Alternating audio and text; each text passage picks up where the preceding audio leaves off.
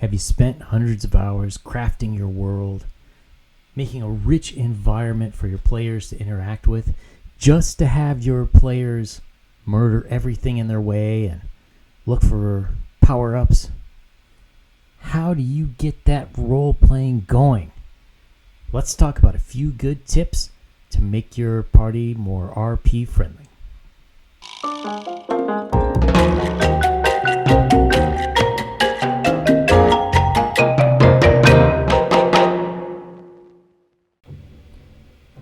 Hey everyone, Yan Zhao back again. Let's talk about roleplay this week. When we play with groups, a lot of times the most fun moments come in the RP, where characters get to discuss how their character relates to your world. Many players really spend a lot of time thinking about their characters' backstories, where they came from, what their motivations are. And a lot of them, they want to bring this out throughout the world. However, sometimes we get into groups where that's just not the case, and it could be for many different reasons. One is, if you're at a pickup game like Adventures League, with this pandemic nonsense ever ends, then hopefully we'll get back to it. But in those occasions, you don't know anyone, and well, doing a funny voice and, saying really silly things can be embarrassing. So people don't necessarily want to indulge. Some people are just really shy. Not everyone was a theater major. Not everyone went to school for film. Not everyone, believe it or not, watches Critical Role. So they might not really have an idea of how RP can go. And in these kinds of situations, it can be a little silent. A little bit of okay, we'll go on from one thing to the next. So the following are some ways that you can really inject RP into the situation. Step 1. In your carefully crafted world, leave room for others to color within your lines. What I mean is, try to get them to give you a bit of an outline about their character. A little bit about their backstory. Why are they doing any adventuring at all? If the player knows their likes or whatnot, try to talk to them one-on-one, either in a session 0 or beforehand, so you can put some hooks as to their character's backstory into your overarching grand narrative.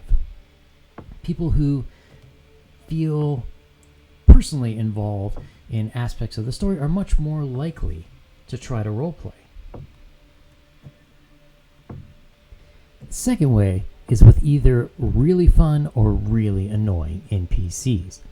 Have someone tag along with the group that sort of forces your players to confront them in such a way that they really reveal their personality.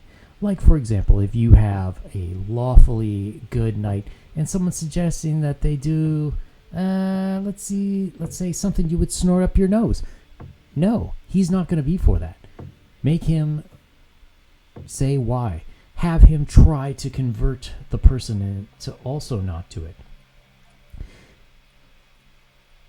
This also works great in bringing back sort of what's happening in your character's own story. So let's say they left the town to adventure and provide money for the people back home. Maybe you have an NPC who knows the player's family, and they tell the story of, your grandpa was really sick and he really needs that money.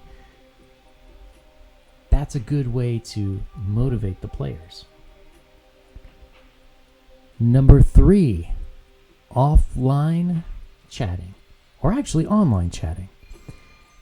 Most games these days, whether they're online in something like Roll20, or if you're still doing in person, will have times in between games. Sometimes it's an issue of time within your game. So for example, if you only have 3 hours to play once a month, that's not a whole lot of time to include RP. So one solution is set yourself up with something like a Discord server or some sort of chat group where players can role play in between each other in between sessions.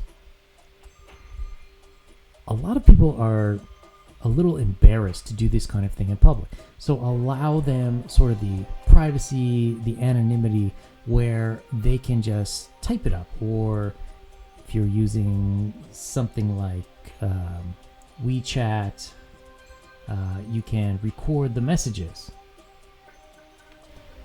Establish downtime. Each game will have a certain amount of downtime that could be in there. So for example, you finish one arc of your grand narrative, a chapter closes. Maybe it's a couple weeks or a couple months until the next session. Tell your players that, okay, think about what you're going to do for the next 2 months, and then have them come back and either act it out, or the characters can RP with each other. There's also time that you can do this for either a short rest or a long rest. It's very good, especially at long rests. Sitting around a campfire, not a whole lot is going on. It is good. Make them roll first and see who's up. Give them a chance to talk, and whatever happens, happens. And the last way that you as the DM can increase RP amongst your players is don't do anything. Sometimes a group just needs a little while to get together and find their groove, to be able to do whatever it is that they need to do to feel comfortable with each other. Keep in mind, the characters are sort of like real people. If you suddenly get thrust in with people you don't know, are you really chatty? Are you more introverted? Some of these characters may take time to warm up to other characters. Maybe getting to trust them after doing heroic deeds together. By forcing it too much, it can come off as unnatural and leave everybody with an uncomfortable feeling. All right, what do you think, guys? What are your tips to increase role-playing in your games? Leave a comment down below.